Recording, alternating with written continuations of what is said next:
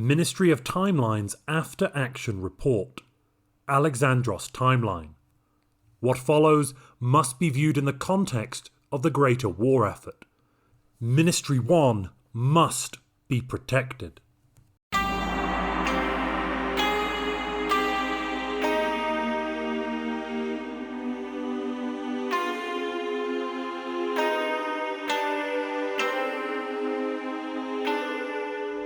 (530 BC).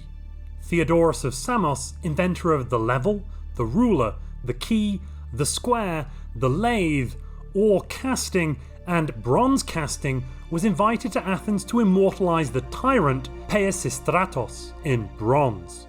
His journey across the Aegean was a difficult one. Caught in a terrible storm, Theodoris was shipwrecked off the coast of Attica.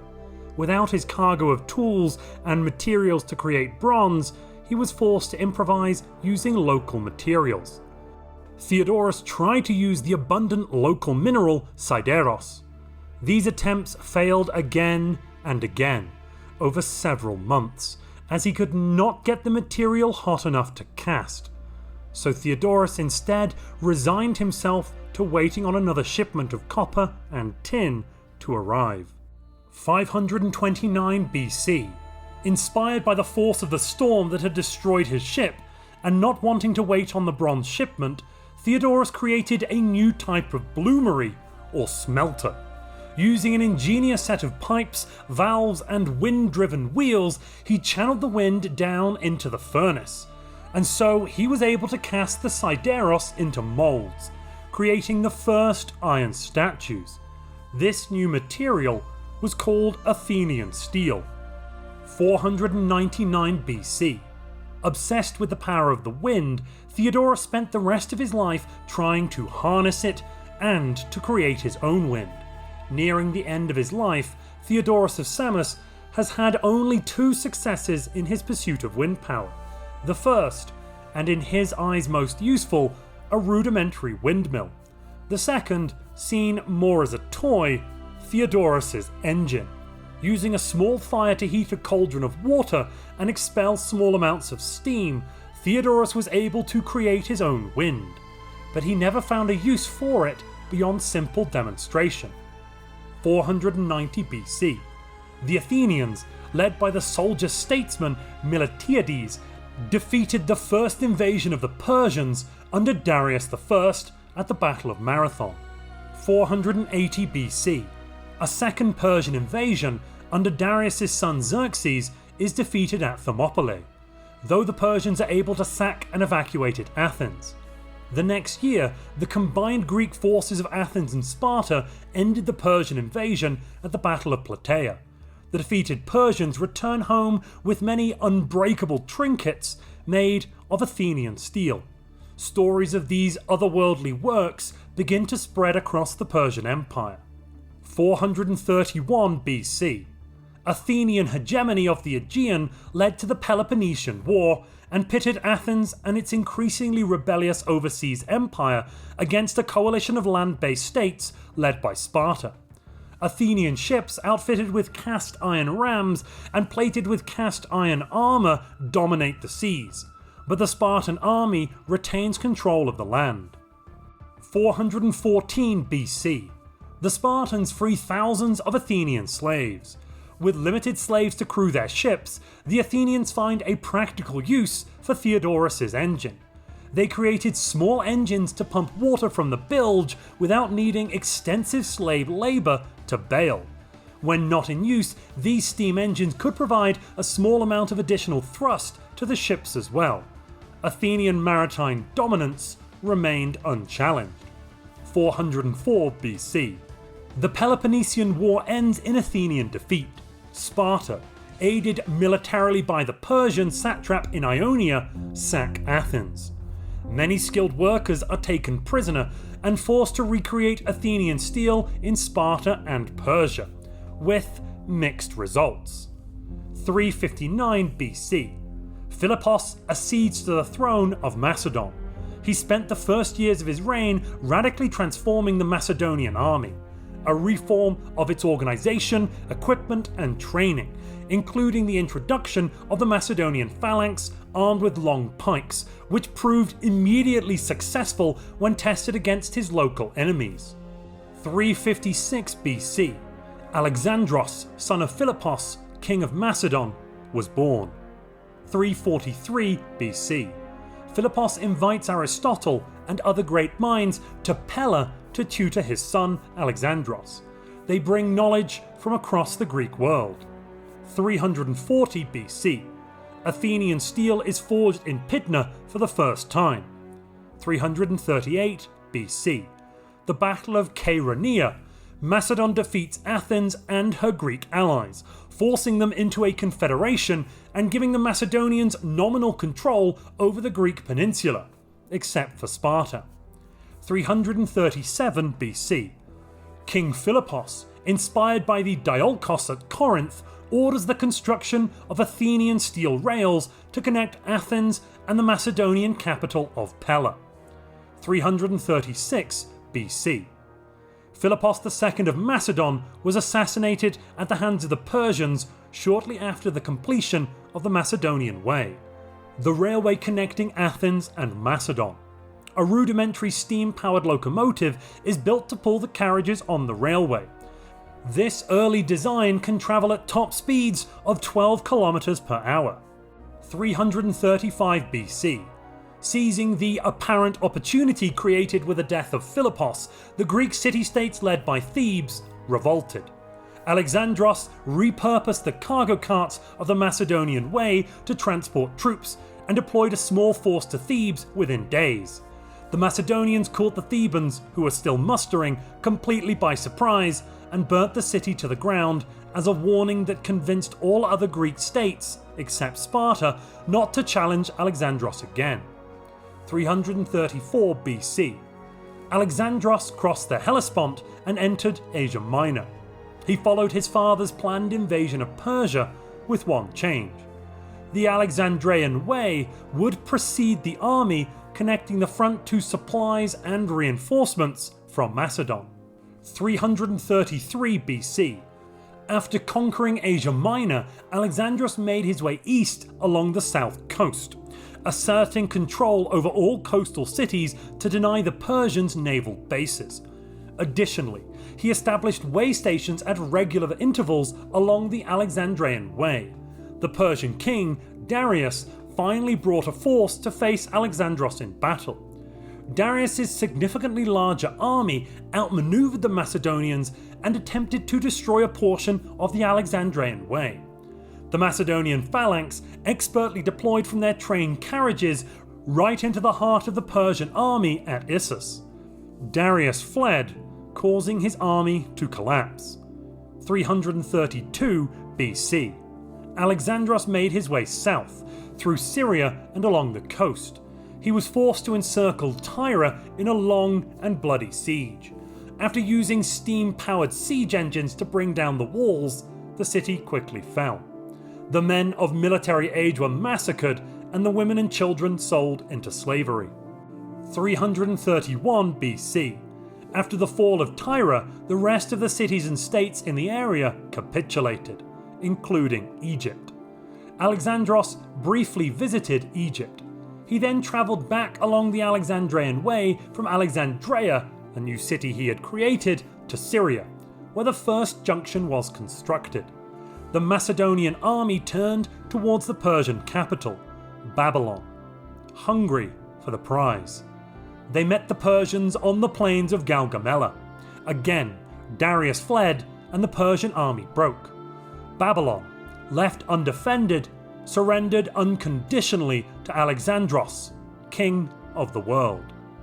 329 BC. Darius was cornered by Alexandros in Bactria, but killed by his own satrap. He was given a full state funeral. Alexandros then turned his eyes beyond the borders of the Persian Empire, his new empire, and towards the Indian subcontinent. 326 BC. Suffering from sickness in the climate of India and with reduced numbers after many bloody battles, the Macedonian army revolted. A great monsoon had washed away large stretches of the Alexandrian Way, which left the army logistically isolated and demoralised. Fearful of the Nanda armies and their war elephants on the other side of the river Ganges, the army forced Alexandros to abandon his expansion plans and return home. Alexandros resolved to never again allow the elements, or beasts, to defeat him.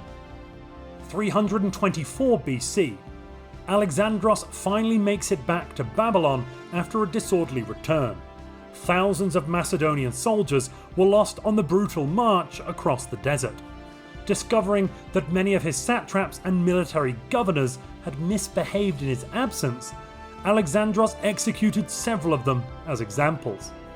323 BC, Alexandros fell sick, but recovers after weeks of illness. He rebounds with a newfound enthusiasm, drawing up new plans of conquest. 320 BC, Alexandros heads west, bringing the Carthaginian Empire into confederation with the Macedonians, with little bloodshed. The Alexandrian Way was expanded as part of this campaign along the coast of Africa from Egypt to Carthage. 318 BC, Alexandros returns to Macedonia for the first time in 16 years. However, he quickly sets off north to conquer the tribes north of the Danube River. 315 BC, Alexandros replaced the horses in his expedition's companion cavalry with a dedicated corps comprising hundreds of war elephants, fearsome beasts tamed and supplied from his Indian provinces. 314 BC, the Macedonian army returns to India, 4 times larger than when they were halted.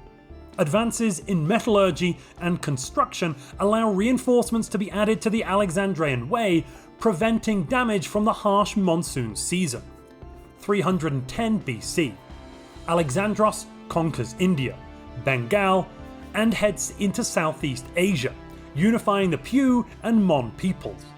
309 BC, after reinforcing the army in Van Lang, Alexandros sets out east to conquer the last great civilization known to him, the land of Ceres.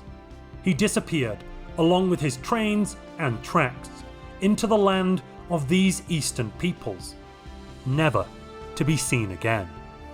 302 BC, after sending numerous expeditions into the Ceres to track down Alexandros, the Macedonian Congress declares the king of the world is dead. His son, Alexandros IV, is declared king in Babylon. He focuses his reign on strengthening the legal and political systems of his father's vast empire, which now stretches from the Atlantic to the Pacific. He codifies a new constitution that enshrines the rights of every people and state within the empire, establishing the already unwritten Persian right to freedom of religion and self-governance in every province. 275 BC, Pyrrhus of Epirus, supported by the empire, defeats the barbarian city-states north of Tarentum. He burned the most troublesome of those city-states to the ground and was widely reported to have salted the earth there, though this was never corroborated. 250 BC, elephants have largely replaced horses as the primary animal of industry, agriculture and warfare across the empire due to their immense strength and intelligence. 244 BC, Alexandros IV dies and is replaced by his son, Alexandros V. He is a man driven mainly by ego. He declares his grandfather, Alexandros, did not in fact die in the east, but instead ascended to godhood on Olympus. Alexandros V also renames the Macedonian Empire, which is now styled as the Empire of Alexandros. 232 BC, the elephant flu sweeps through the empire, killing hundreds of thousands. Archimedes of Syracuse proposed a novel form of inoculation to cure this plague. His inoculations saved millions. 185 BC, Alexandros IX commissions a fleet of steel ships powered by steam to explore the lands beyond the empire. Led by Hannibal Barca, the ships travel west from the Mediterranean. Great storms sink 2 of these 3 ships, but the third arrives in a new world. 166 BC. Elephants brought to this new world, called the New Latin Lands, escape captivity and thrive on the plains of this land. 54 BC. Philippos V dies, with his only heir, Parmenion, just 6 years old. The Congress then appointed a leading statesman as an interim king, to rule for a period of 10 years while the little Parmenion matures. 45 BC. Parmenion died in a hunting accident, just months before his ascension to the throne. The nation is in mourning. But without a suitable alternative candidate for king, Congress decides to nominate another statesman to serve for 10 more years as interim king in the federal capital of Babylon. 33 BC. Tensions with the native peoples in the New Latin lands of the West lead to a series of wars. They ride elephants into battle against the technologically superior Macedonians. The year 1 AD. Alexandros, a god, the bringer of fire, technology, and civilization, is born again and walks the earth. At least, according to the claims of many across the empire. 25 AD. Economic integration with the people of Ceres leads to their confederation with the Empire of Alexandros. 120 AD. Scientists harness the power of electricity. 150 AD. Unhappy over their lack of control and perceived underrepresentation in the Congress, the Greek city-states launch a coup d'etat and manage to gain control of Babylon. They rescind many of the constitutionally guaranteed freedoms of non-Greeks across the empire. The Indian and Ceres provinces did not recognize the legitimacy of this new government, and the world descends into war. 152 AD. The Hellenic Unity Coalition forced the Indians to capitulate. 153 AD. After much deliberation, the 14 colonies of the New Latin lands revolt against the Hellenic Unity Coalition and form the United Latin States. They return to the Old World to support the Easterners and topple the xenophobic tyranny of the Hellenic Unity Coalition. 155 AD. After a year-long blockade of the Greek peninsula, the United Latin States launch an amphibious assault. They sack Sparta. The Hellenic Unity Coalition surrenders. Democracy is restored in Babylon. 156 AD. Computing was invented. 176 AD. The laser was invented. 180 AD. The world discovers how to split the atom. This new power source quickly replaces steam across the world. 270 AD. Diogenes of Sparta proposed a new fundamental theory of the universe. 289 AD. Advances in genetic engineering allow for the complete uplift of elephants. They become true companion animals. These advances also allow for vastly improved lifespans and reduced diseases amongst the human population as well. 295 AD. Based on Diogenes of Sparta's predictions about space-time, anti-gravity was discovered. The trains could now roam on universal rails. 307 AD. The discovery of hyperlanes, also called space railways. This shocked the leading minds of the empire. 3 hypotheses reached dominance. The first, and most widely accepted, is that these hyperlanes are a natural phenomenon. The second, espoused mainly by the Greeks, is that they were placed by the gods and they are proof that the Greeks are the inheritors of the universe. The third, and least believed, is that hyperlanes were placed by an ancient and lost civilization. The year is 307 AD, or 2200 of the Common Era in the local calendar. The final frontier calls to the sons and daughters of Alexandros. Clerical note: This is only the furthest edge of the war, but at its heart, millions die every second, lost in bloodlust and insanity, with the ministry itself resurrecting them to find new ways of dying over and over again. A travesty of life. This concludes the analysis of the pre-FTL age for humanity in this timeline. Please refer to the next chapter of this report for further details on the Alexandros timeline.